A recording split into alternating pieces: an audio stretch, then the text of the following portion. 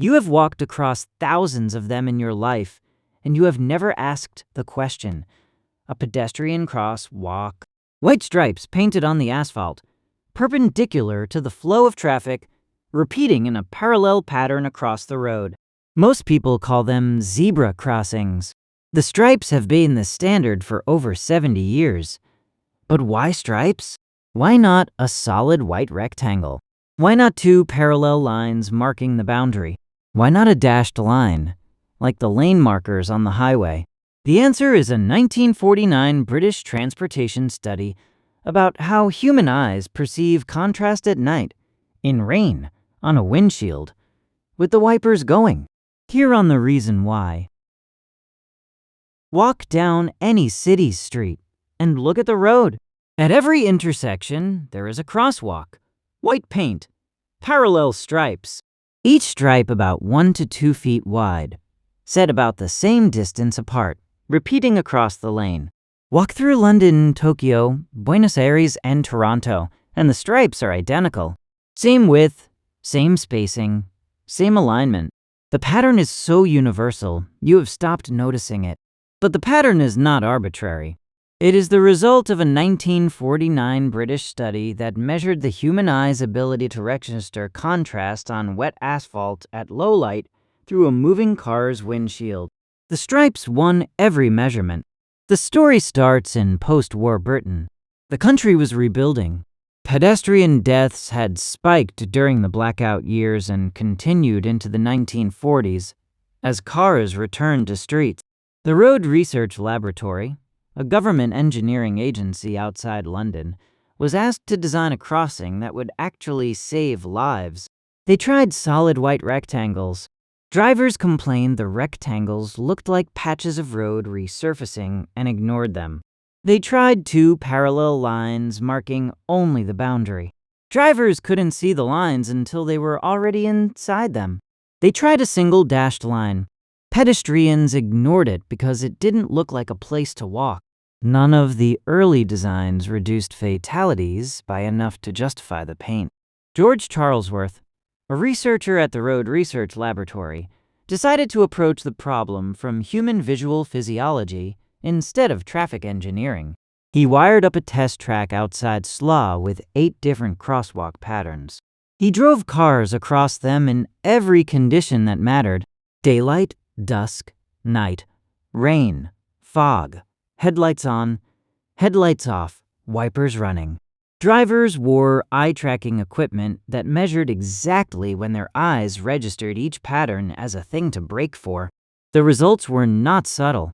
The alternating black and white striped pattern was registered by the eye in less than 1 second from a moving car at every condition.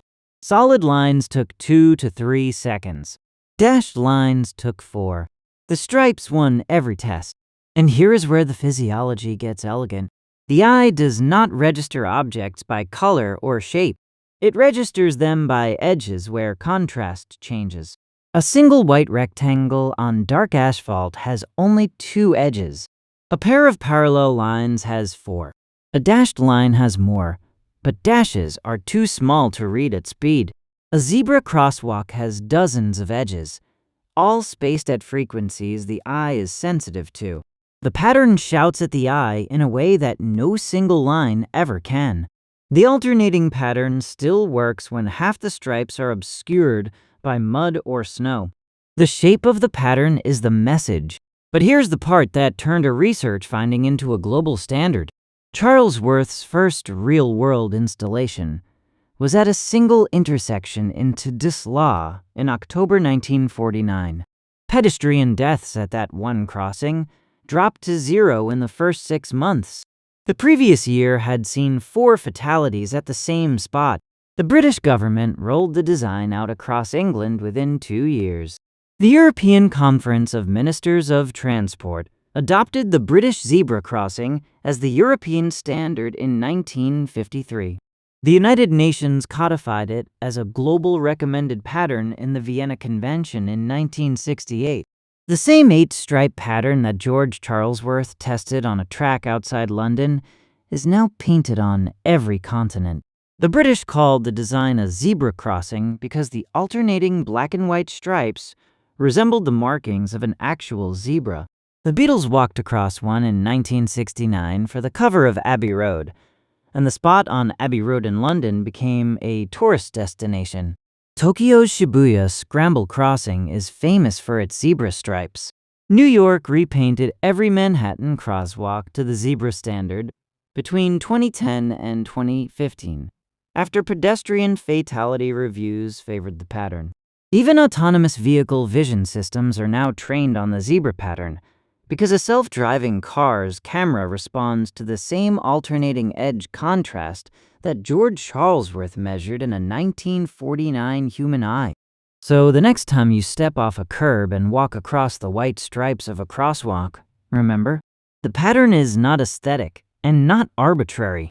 It is the result of a 1949 British study that asked one question: what does a human eye actually see at a moving distance, in rain, at night, with the windshield half fogged?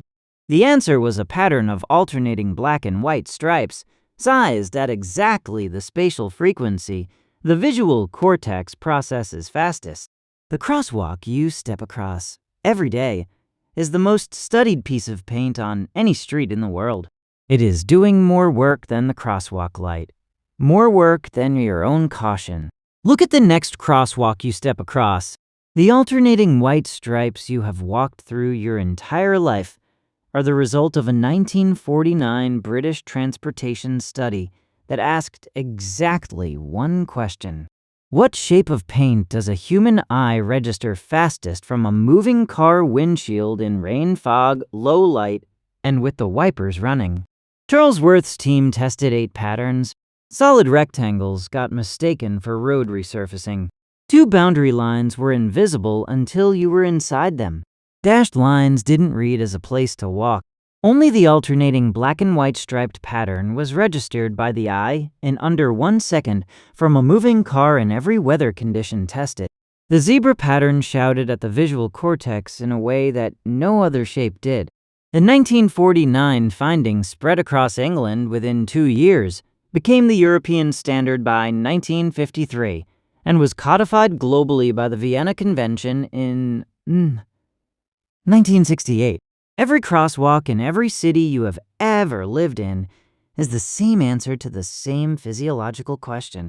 The Beatles walked across one of these for an album cover. Self-driving cars are still trained to recognize them. The crosswalk is one of the quietest pieces of vision research ever painted onto an asphalt surface, and you have stopped seeing it because the design works invisibly under your feet every single day of your life on the way to work. If this kind of small research finding, quietly shaping your daily life story, is your speed, there is a whole channel of stories like it. The reasons behind everyday objects you have stopped questioning. Subscribe so the next one finds you and quietly lands in your feed without you having to look for it once or remember to check.